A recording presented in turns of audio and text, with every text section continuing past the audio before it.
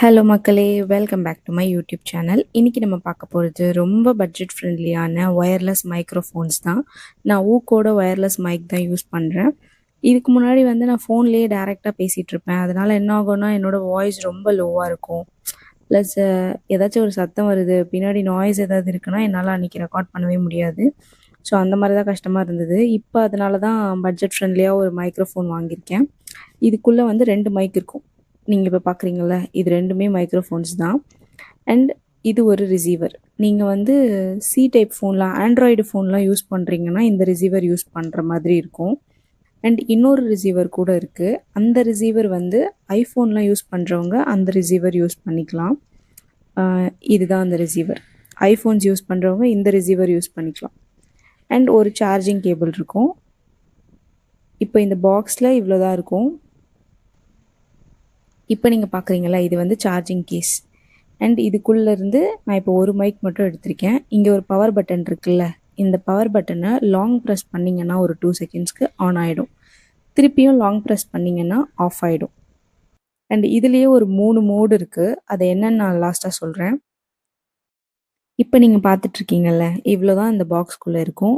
2 அந்த ஸ்பாஞ்ச் மாதிரி இருக்குல்ல, அது பேர் ஃபர் ஷீல்டு. அதை எப்படி யூஸ் பண்ணணும்னு நான் லாஸ்ட்டாக சொல்கிறேன்.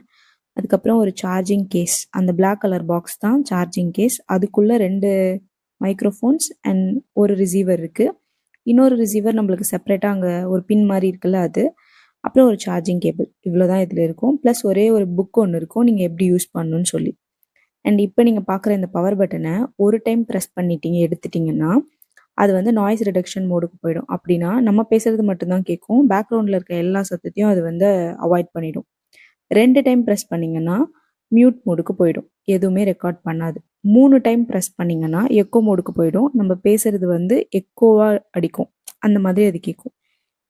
ஸோ இதுதான் 3 வேரியேஷன் அதில் கொடுத்துருக்காங்க. ப்ளஸ் இப்போ நீங்கள் பார்க்குறது தான் ஃபர் ஷீல்டு. நான் சொன்னல, இந்த ஸ்பாஞ்சை நீங்கள் அந்த மைக்கில் டாப்பில் ஃபிக்ஸ் பண்ணி மாட்டிட்டிங்கன்னா உங்களுக்கு காற்றடிக்கும் போது அந்த காற்றெல்லாம் பெருசாக இன்ட்ரப்ட் பண்ணாது.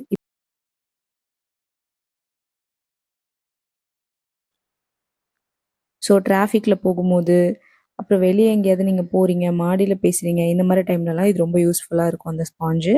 அதுக்கப்புறம் இந்த கிளிப் இருக்குல்ல, இதை நீங்கள் ஷர்ட்லேயோ இல்லை டாப்லேயோ அந்த கிளிப்பை அட்டாச் பண்ணிவிட்டு நீங்கள் யூஸ் பண்ணிக்கலாம்.